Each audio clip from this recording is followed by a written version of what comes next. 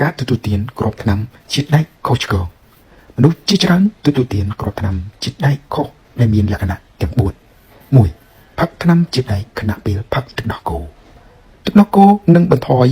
លទ្ធភាពស្រូបជាតិដែកចូលក្នុងរាងកាយល្អបំផុតទទួលទានថ្នាំជាតិដែក2 ម៉ោងមុនផឹកទឹកដោះគោនិងហាមទទួលទានថ្នាំជាតិដែកជាមួយនឹងកាល់ស្យូម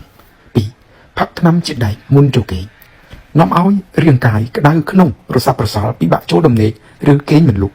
ល្អបំផុតទទួលទានថ្នាំជាតិដែកពេលព្រឹកមុនរបបអាហារឬក្រោយរបបអាហារ30នាទី 3. គិតថាបរិភោគអាហាររាល់ថ្ងៃគឺគ្រប់គ្រាន់ហើយស្ត្រីមានផ្ទៃពោះបរិភោគជាតិដែកគឺមានតម្រូវការខ្ពស់3 ខែដំបូងគឺត្រូវការចាំបាច់30 មីលីក្រាមក្នុងមួយថ្ងៃ3 ខែចុងក្រោយគឺ50 ទៅ 60 មីលីក្រាមក្នុងមួយថ្ងៃឬអាចច្រើនជាងនេះតាមតម្រូវការជាក់ស្ដែងនាំឲ្យការប្រើប្រាស់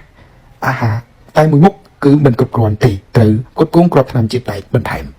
4. ផ្គត់ផ្គង់ជាតិដែកលើសកំណត់គិតថាគ្រាប់ថ្នាំជាតិដែកគឺសំខាន់រួចក៏ធ្វើការផ្គត់ផ្គង់យ៉ាងច្រើន